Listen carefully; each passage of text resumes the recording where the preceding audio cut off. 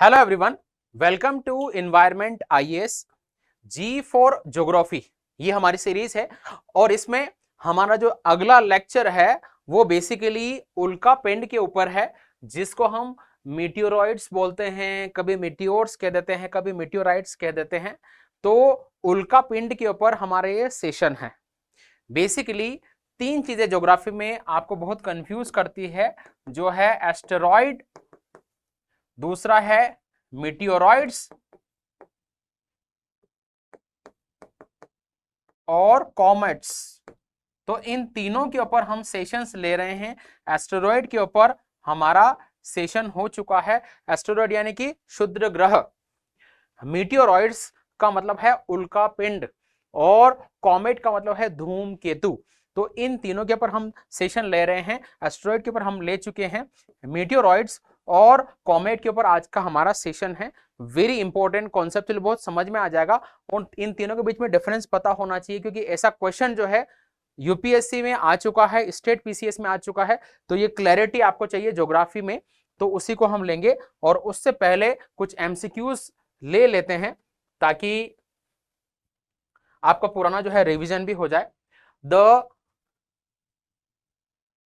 Group of small pieces of rock revolving around sun between orbit of Mars and Jupiter are called. यानी कि Mars और Jupiter की कक्षा के बीच में जो चट्टानें घूमती है उनको क्या कहा जाता है? तो वेरी इजी, हमारा जो पुराना सेशन है एस्टेरॉइड के ऊपर, वहीं से क्वेश्चन आया है। तो हम जानते हैं कि एस्टेरॉइड बोलते हैं मार्स और जुपिटर के बीच में जो घूमने वाली जो रॉक्स है उनको। और ट्रिक भी हमने देखा था कि माइकल जैक्सन जो है डांस कर रहा है, यानी कि एस्टेरॉइड जो है मार्स और Jupiter, M for Michael, J for Jackson, ठीक है, तो इन दोनों के बीच में डांस कर रहा है। अगला, what is the main component of asteroid? Asteroid जो है किससे मिलके बना रहता है? तो ice and dust, rock and metal, hydrogen and helium, organic compound. तो थोड़ा सोचो। बर्फ और धूल के कण, चट्टाने और धातुएं, हाइड्रोजन और हीलियम गैस, कार्बनिक पदार्थ।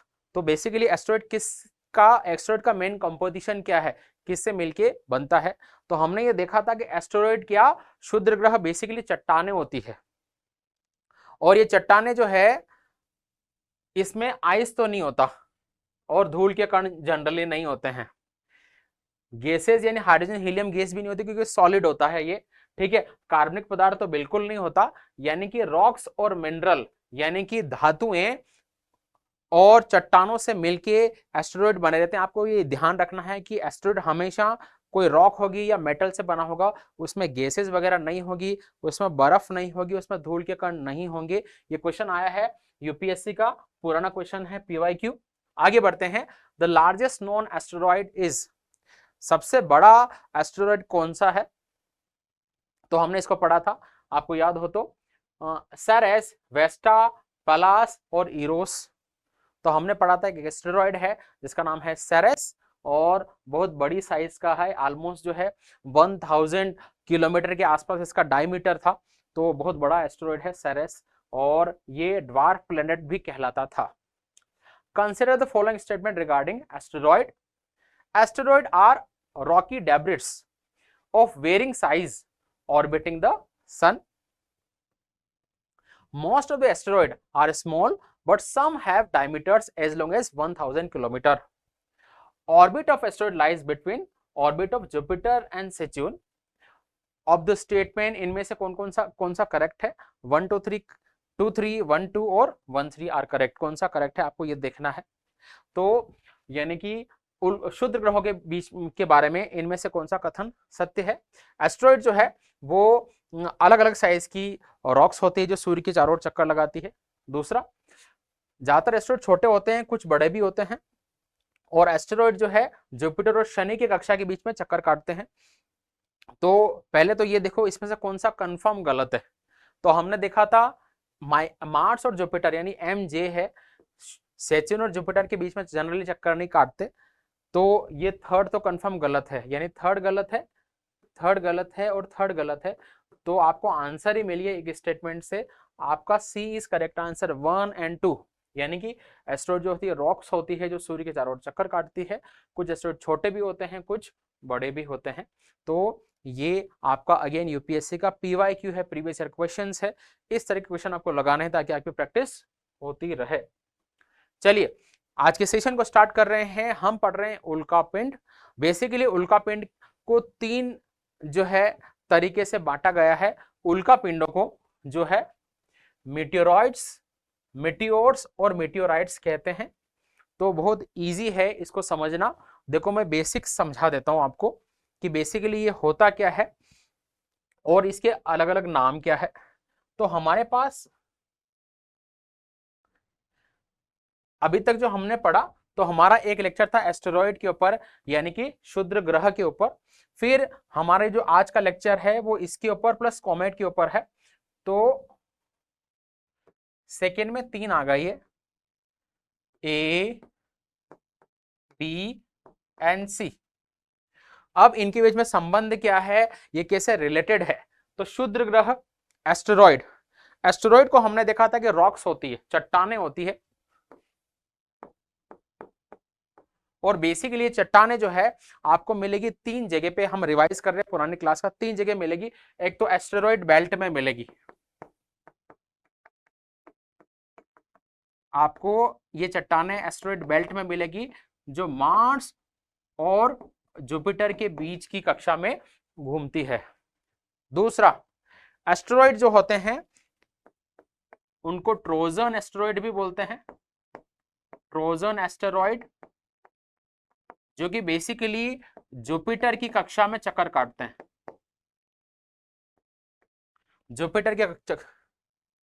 जुपिटर की कक्षा में चक्कर काटते हैं।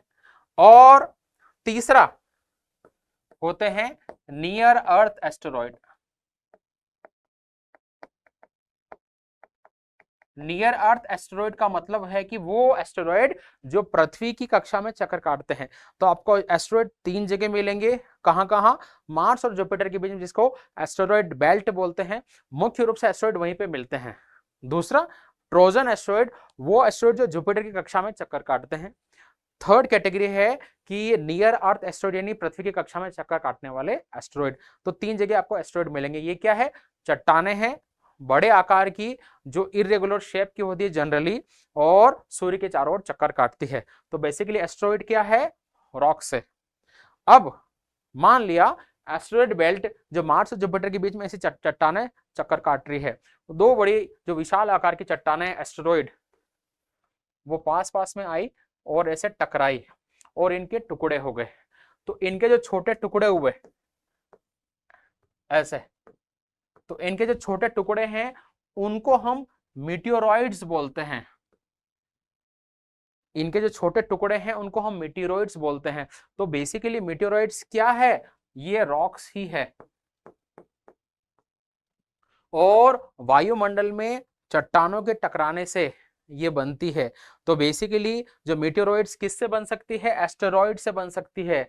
मीटियोरॉइड जो है कॉमेट यानी कि धूमकेतु से बन सकती है। और अन्य चट्टाने भी आपस में टकरा के टूट के जो है ये बन सकते हैं। तो ये भी क्या है? छोटी चट्टाने हैं जो एस्टेरॉइड के आपस में टकराने से बन जाएगी, कॉमेट के टकराने से बन जाएगी, या अन्य चट्टानों के टकराने से बन जाएगी। अगर कोई ग्रह जो है, जैसे मान लिया पृथ्वी जो है टूट जाए, फूट जाए, इसकी जो चट्टानें होगी वो भी, उसको भी आप मीटियोरॉइड्स कह सकते हो। ठीक है, तो ये मीटियोरॉइड्स है। अब मीटियोर्स और मीटियोराइट्स क्या होते हैं? मीटियोर्स भी जो है सूर्य के चारों ओर चक्कर काटते हैं, यानी कि एस्टेरॉइड जो है वो सन के चारों ओर चक्कर काटते हैं। मीटियोरॉइड्स भी सन के चारों ओर चक्कर काटते हैं। अब कई सारे मीटियोरॉइड्स जो है सूर्य के चारों ओर चक्कर काट रहे हैं वायुमंडल में। इनमें से कुछ पृथ्वी की तरफ आते हैं, यानी कि जो मीटियोरॉइड्स पृथ्वी की तरफ आ रहे हैं उनको मैं बोलूंगा मीटियोर्स। उनको मैं बोलूंगा मीटियोर्स। अब नाम बदल दिया है, चीज एक ही है। ये कौन से हैं? ये चट्टाने जो वायुमंडल में फ्रीली घूम रही है। मान ली ऐसी जो है 1000 चट्टाने हैं।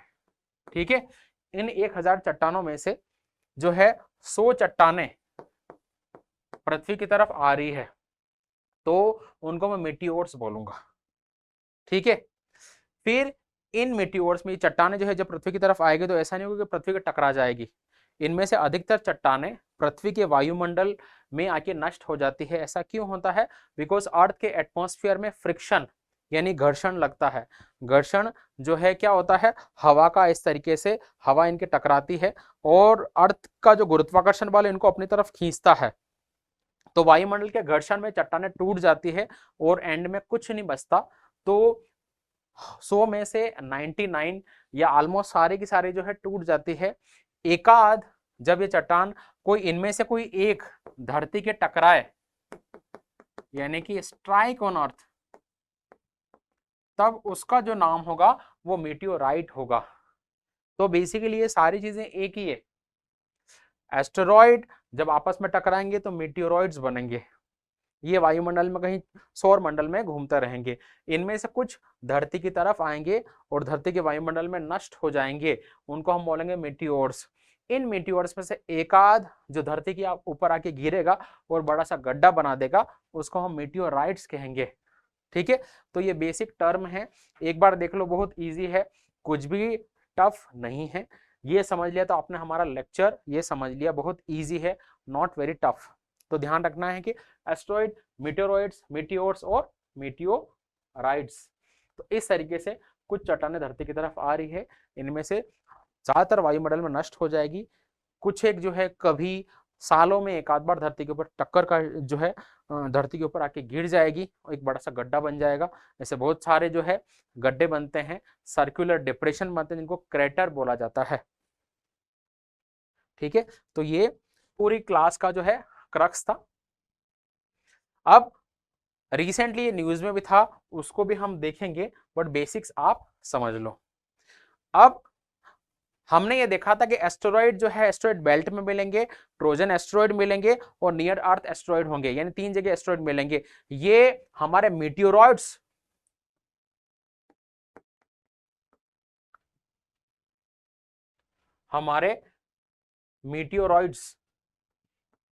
मेनली कहां कहां पर मिलते हैं?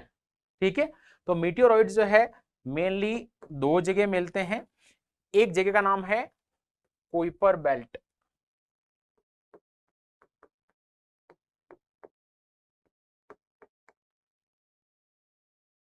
एक जगह का नाम है कुइपर बेल्ट। तो कुइपर बेल्ट जो है इस तरीके की जो है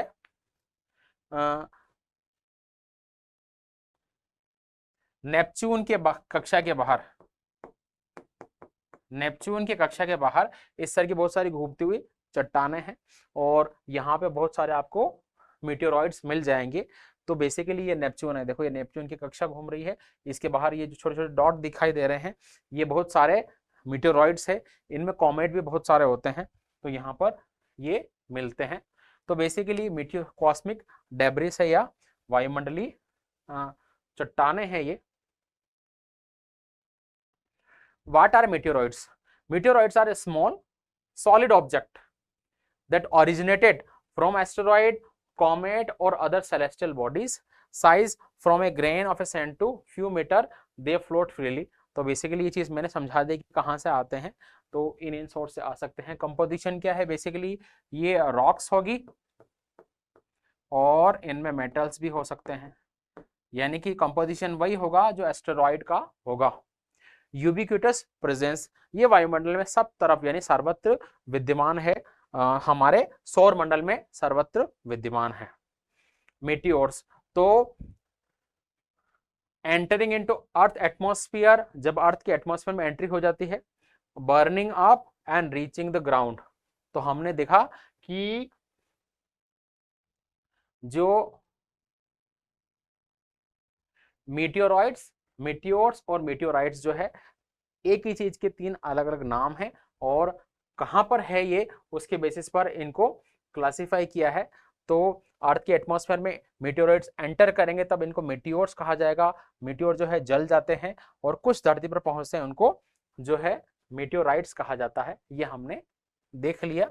ये कॉस्मिक विजिटर्स है। कॉस्मिक विजिटर्स का मतलब ये है कि सौर मंडल या ब्रह्मांड की चट्टानें हैं जो धरती पर कभी आ जाती है। डाइवर्स कंपोजिशन, यानी कि ये रॉक्स की बनी रहती है, मेटल की बनी रहती है। वैल्यूएबल साइंटिफिक रिसोर्सेज है, क्योंकि अगर इनकी खोज की जाए, इनका पता किया जाए तो ब्रह्मांड के बारे में बहुत सारी चीजें हमें पता चलेगी और फैसिनेटिंग डिस्कवरीज के लिए ये जानी जाती है। Meteorite crater on earth.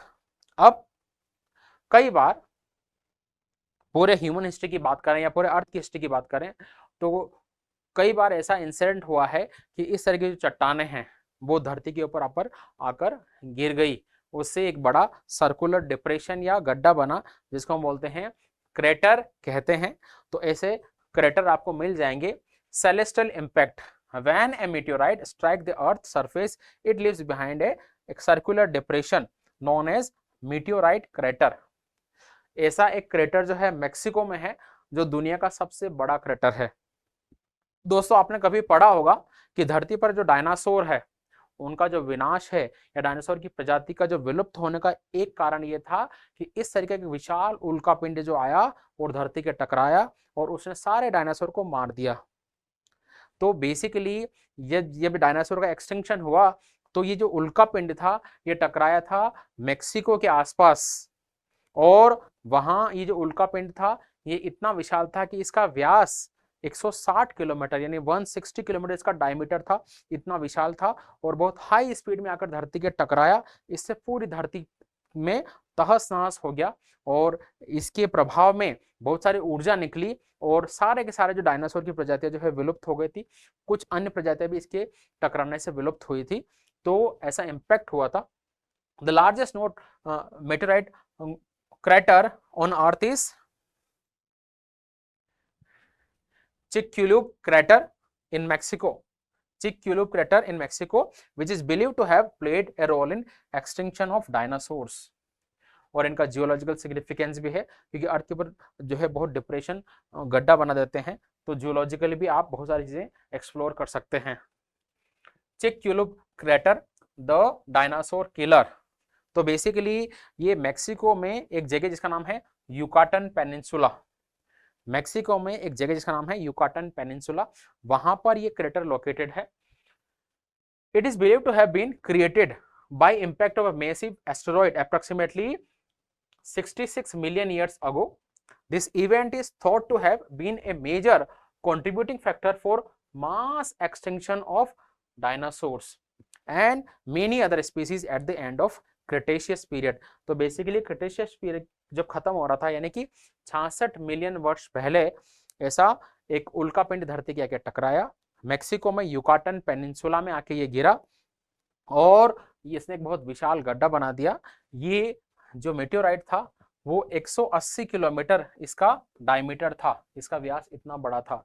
तो आप इमेजिन करो जयपुर शहर कितना फैला होगा, 50 किलोमीटर फैला होगा, ठीक है। तो जयपुर शहर का ऑलमोस्ट 3.5 टाइम्स, 3.5 गुना आकार की इतनी विशाल चट्टान आके धरती पर तेज स्पीड में आके गिरे और विशाल गड्ढा बना दे तो वो पूरी धरती को हिलाकर कंपन पैदा कर देगी और प्रजातियों का विनाश हो जाएगा। इसी तरीके से डायनासोर का एक्सटिंक्शन हुआ था। तो ये लार्जेस्ट नॉन इम्पैक्ट क्रेटर था धरती के ऊपर और इसके बहुत सारे एविडेंस और इनसाइट्स मिले हैं हमें। तो मैक्सिको में है ये, नाम आप याद रखना, चिक्यूलुब क्रेटर जो मैक्सिको में है। क्या भारत में भी ऐसे मीटेओराइट इंपैक्ट हुए हैं और हाल ही में कोई ऐसा इंपैक्ट हुआ है क्या? तो बेसिकली भारत में 3 बड़े जो उल्कापिंड के टकराने से बने क्रेटर है। सबसे जो फेमस क्रेटर है वो महाराष्ट्र में है, उसका नाम है लोनार क्रेटर। और यहाँ पर बाद में ये जो गड्ढा था इसमें पानी भर गया, वहां पर लोनार झील बनी, तो लोनार लेक महाराष्ट्र में है, ये बुल्धाना डिस्ट्रिक्ट में, वहां पर ये लोनार लेक है। और इसको रामसर साइट भी डिक्लेयर किया है। रामसर साइट उस लेक को या उस वेटलैंड को डिक्लेयर करते हैं जो रामसर कन्वेंशन का पार्ट बन जाता है, ठीक है। और 1.8 किलोमीटर इसका डायमीटर है और 50,000 साल पहले ये बना था। इस लेक की खास बात ये भी है कि इसका पानी जो है बार बार अपना रंग बदलता है, कलर चेंज करता है, तो वो भी बड़ा इंटरेस्टिंग है। तो पहला क्रेटर है लोनार लेक जो है, लोनार क्रेटर महाराष्ट्र में। दूसरा है ढला क्रेटर, तो बेसिकली मध्य प्रदेश में है ये, शिवपुरी डिस्ट्रिक्ट में, जिसका नाम है ढला क्रेटर और 14 किलोमीटर डायमीटर यानी कि इंडिया का सबसे बड़ा क्रेटर है ये तो 1.8 किलोमीटर डायमीटर, इसका 14 किलोमीटर डायमीटर बहुत बड़ा है।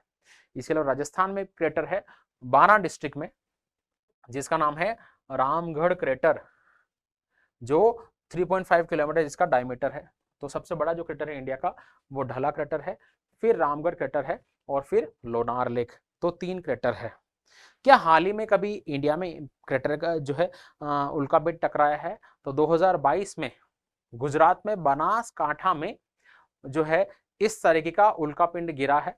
तो वो भी न्यूज में था टॉपिक, वो भी काफी न्यूज में था।